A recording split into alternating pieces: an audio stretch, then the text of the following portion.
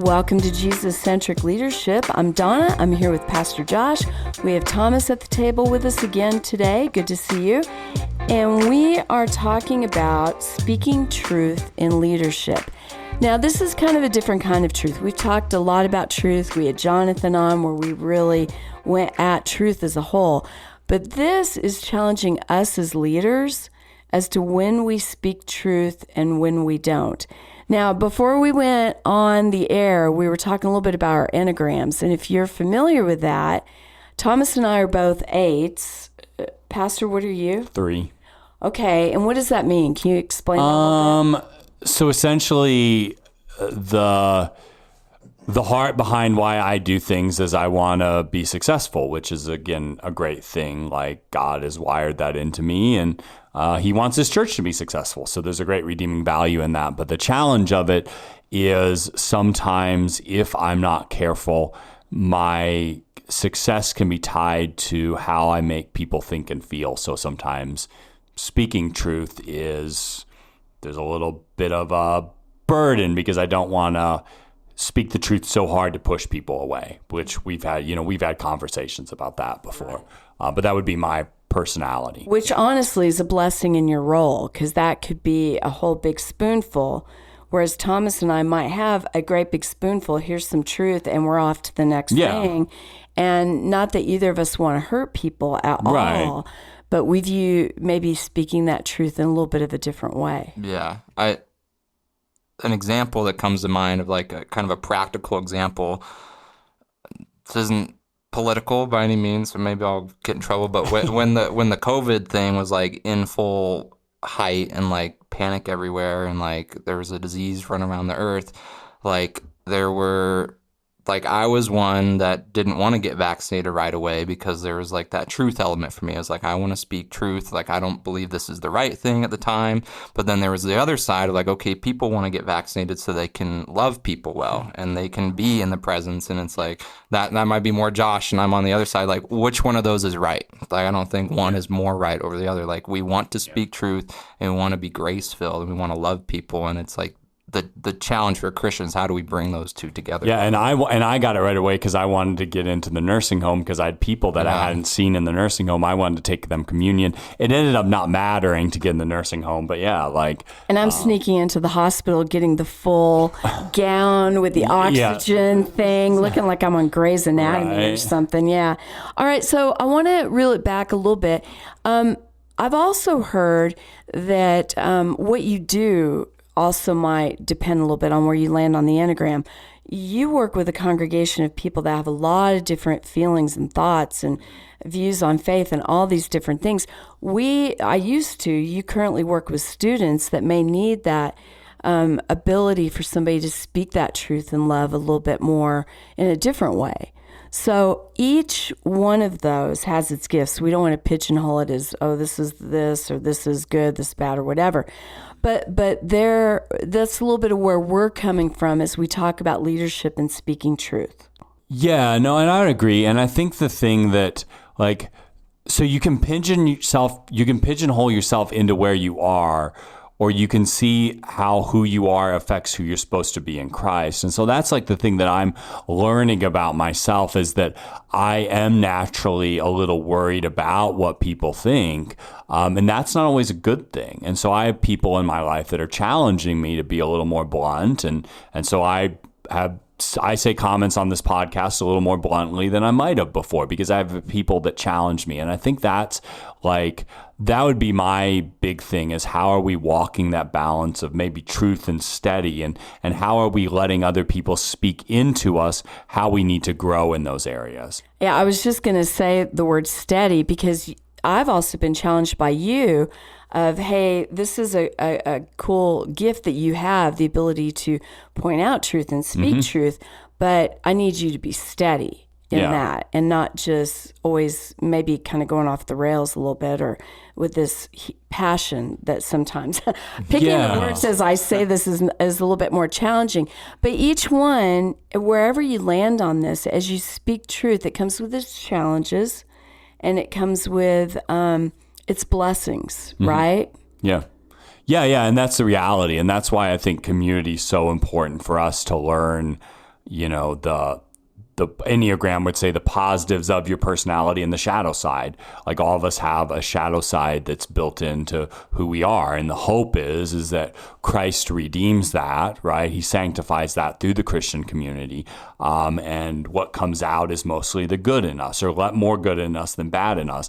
But I think we have to realize that, we all have those positive and we all have those shadow sides. So how is this podcast helpful to our leaders who are moms, our leaders, men in marriages? How is it helpful for the student that's in high school on the soccer team?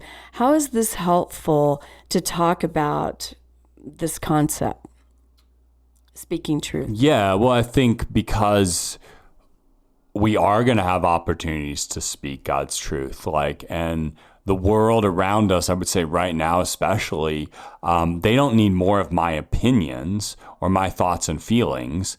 They need more of God's truth. That's what we all need. In love. Yeah, in love, right? And there's always that balance, but the reality is, there needs to be more truth in this world. And not more of somebody's version of truth, but God's truth, right? And so how do we become conduits of that truth? Yeah. Do you want to add anything to that? No, I'm good. Good. Thanks, Tom. Wow, a lot of words today. So we wanted to look at Esther. And so I'm going to give you a second to grab your Bibles if you want. We are in the Old Testament, Esther. Tell us a little bit why you picked Esther as a place to camp on as we talk about this. Yeah, I think you did, Donna, but that's okay. But I'll act like it was no. I think there's a lot of good in Esther, and maybe just a little bit of backstory of the context of Easter.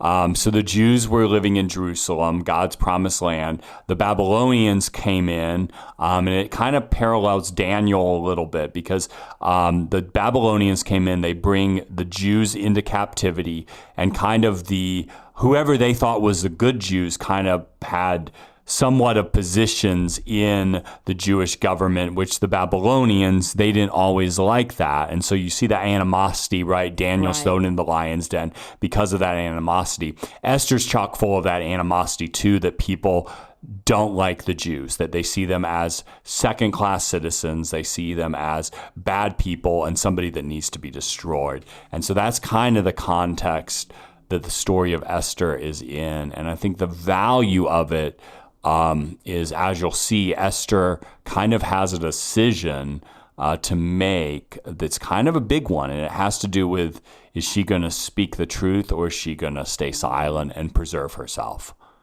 Yeah. And it's hard to speak truth. Yeah.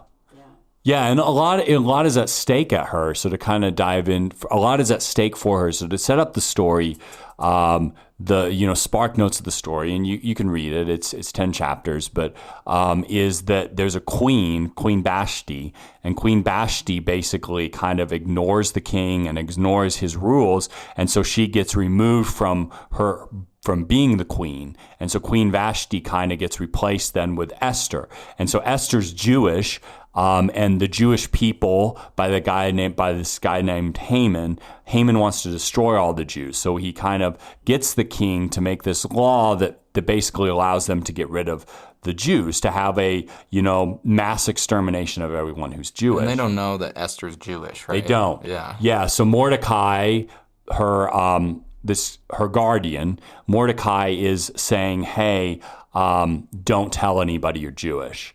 But then her people get threatened, and Mordecai comes back to her again. And that's where I do want to read. So this is Esther 4. Esther 4, verse 14. For if you keep silent at this time, relief and deliverance will rise for the Jews from another place, but you and your father's house will perish. And who knows whether you have come to the kingdom for such a time as this. And so basically, this is said in the context of Esther's trying to decide, do I go to the king and risk him seeing me as subversive and get rid of me like he did my predecessor, the other queen, or do I not? right? Do I play it safe for myself, or do I speak up? Do I speak with God's truth that all people are valuable? Do I speak up with that truth, or do I stay silent? That's really what she's kind of dealing with. And again, Mordecai's words are so good. Maybe you were placed for such a time as this, which when speaking truth, like, that's a question we do have to ask ourselves. Like, am I called to speak truth in this situation?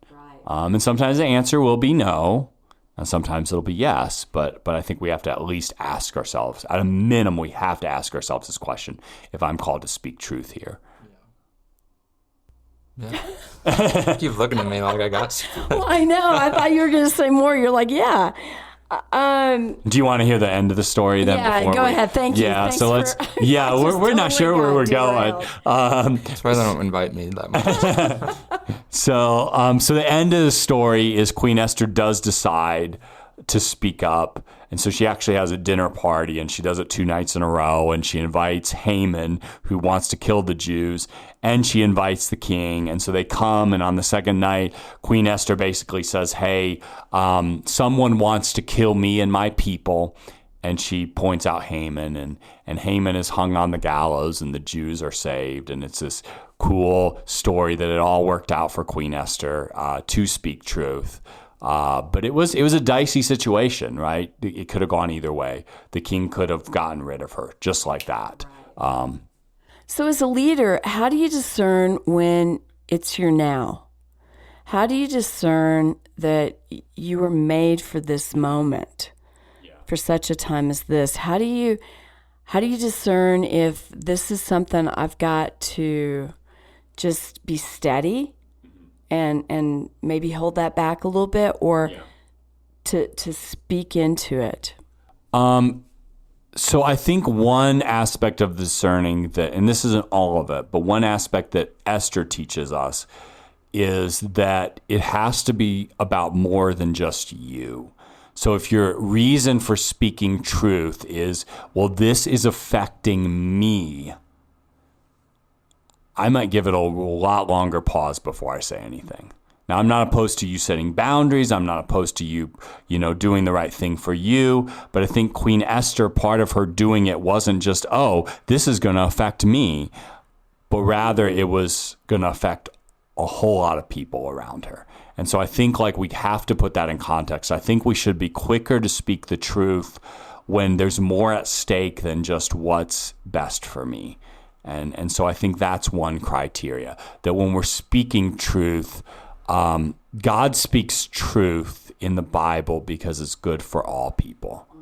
Do we speak truth because there's something in it for me, or there's something in it for a whole lot of people? And I think that should be one criteria that I think the book of Esther teaches us. Right. I think another criteria needs to be that we're not doing it out of emotion. I think that's something you've really been able to help me as a leader, is to understand. Sometimes I want to take a hill. I want to speak truth. Let's go. Somebody I care about's being hurt, or something I believe in isn't going to happen.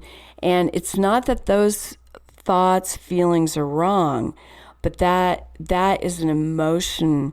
And it's a lot, and it can be hard and heavy. Whereas I need to take a more balanced, pray, as you talk about, maybe rest in that, and then come back and do it with for lack of a better word, a steadiness. That is very counter the way I first want to approach it. Yeah, and I think if we can't, let's let God carry the emotion of truth, and let's just carry the truth of truth, right? And I think I picked it up somewhere that when we correct or criticize or tell somebody there's a place they need to grow or be different or be better, then we do that without emotion. When we praise with emotion. We correct, we rebuke, we speak truth without emotion. We just let it be. And I think that would help people receive the truth better if we could take the emotion out of it. But there's also a place for emotion, right? Yeah, Go ahead, Thomas. I guess I'm sitting here disagreeing a bit because, like, what if that truth you're speaking into someone in an emotional impactful way is what kind of kicks them off? Like, I could sit here and give someone a cold, callous truth, and maybe that's right for a certain individual, but there's something, like, God wired us with emotions for a reason, and to just kind of throw it out of, I guess, the option or whatever, like, you're kind of, I don't know, your truth could be more impactful with emotion tied to it. And but then your emotions can also make that hard to receive, which I think is what we're wrestling with. Yeah, I think for me, I kind of get it because I'm a verbal processor. So you get that emotion behind my verbal processing, and it can be a whole lot. I think it's for me, I have to pause. Whether it's somebody I trust and doing that verbal processing with that emotion behind it, and then realizing, okay, I've got to step back. I've got to pray about it. I've got to do the next right thing once I've done that. But I don't think everybody can always handle or needs to my verbal processing with that heat of emotion. Are there moments that, yeah, I'm going to speak some hard truth, and I need you to hear this, that's a right move? Yes, but not always in that first instant moment. Because I've noticed myself, I can come with a lot of heat on something, and that's not necessarily good for somebody to have to digest. Now, my son says it this way. He says, you in the church, you guys operate a whole different way. Because he's in construction. In the construction world, they're just saying it the way it is. You mess this up, and I'm not going to use the language that they might use in the construction world, right? But there's a whole lot of aggressive heat in leadership in the construction world. There might be in a lot of worlds that are out there. So how do we speak to that also? How do we speak the truth in leadership, but also understand that, well, you may not understand the world I'm working in? So I would challenge you as a leader that, like, if you don't know that your emotion is helpful for the other person, that you get it out of there, right? Like, because as a leader, like, and we're as Christians, we're supposed to love the other person more than we love ourselves. Like, I think a lot of times when we use emotion, it's because I'm feeling it and I want to get it out. And I'm sorry, but that's just thinking about yourself. Like, I'm not asking the question, is this emotion good for you? Like, I'm asking, oh, I'm feeling this way and I have every right to feel this way, so I'm going to let my emotion out. No, that's what you use counseling for. You use counseling to get your emotion out. You don't use the people you're leading or the people you want to speak truth to get your emotion out. Or a trusted individual. Yeah. Right. And a counselor, a trusted individual, a friend. Like, yeah, share your thoughts and feelings with friends. There's safe places to do that. But I think, like, emotions spin people up to a different level than just saying it does. And so I think, like, when we're having a hard conversation, as a leader, as a friend who's speaking truth, like, if I don't know that my emotions are helpful, then maybe I shouldn't use them. And I've learned, and from you, like, you told me one time to raise your voice at my son. And so I use that sometimes. I show my emotions to my kids, and if sometimes I even have to manufacture them so they know it's a big deal. But I do that not because I'm reacting. I need to take a breath and make sure I'm not reacting, but I'm making sure that I'm leading. Because as leaders, we're called not to react. We're called to do what's best for the person around us. That's the value. And it seems like we're talking about our opposite ends here are, am I in my head because I want to really please the people that I'm leading, or am I emoting so much that I'm emoting over the people that I'm leading? Because the opposite can be true too of leading with our emotions is, well, I'm holding it back because I don't want to hurt you. I don't want to offend you. I don't want to frustrate you. Yeah. And then we're stalled out in leadership because we're not using that voice that God gave us. So the other individual that we looked at was Jesus. And how do you feel like Jesus was this middle? Like, that's where we really want to be. How did he speak truth and leadership without emoting all over people and without just kind of stalling out sometimes? Well, I mean, he's the Son of God, so he knows what people need, so he kind of has that advantage. But I think the big takeaway from Jesus, I would say that he did both. And so I don't want to make this seem like we never use our emotions. Right. But I also don't want you to get the permission to just emote all over. And I think Jesus did that. There's sometimes where we hear and feel his emotions, and there's sometimes where he just kind of said it how it was. Right? Like, I think of, right, he's getting ready to go to the cross, and he's talking with Pilate. And anyway, when I read that, I don't see any emotion. He's getting ready to die. He just cried tears of blood. And then he gets in front of Pilate, and he's just kind of like, Pilate's like, what is truth? And Jesus, in my mind, when I read it, he just kind of looks at himself and he's kind of like, well, I'm truth. Like, it's me, right? Like, he's kind of just, like, he could be really emotional at that moment. He has every reason to be emotional, but he probably realizes, and well, he is the Son of God, so he realizes that that's not going to change Pilate's mind if he starts emoting, right? So he's just going to speak it to Pilate as it's true, right? And that calm steadiness just speaks volumes to Pilate, because Pilate does want to free him, right? I think the one that stands out to me, I don't know if it played out this way, but in my mind, this is how it plays out, is when he came back and they're having breakfast by the water, right? After he rose again. Right? Yeah, after he rose. And I kind of envision, it's like, hey, Peter, let's go for a walk, right? And he asked him 3 times, right? I would have thrown down in front of the disciples. Yeah. Are you kidding me? You said that you would walk with me. You're the person I'm building my church on. Yeah. And then you go and bail on me. How can I even trust you? I would have thrown down.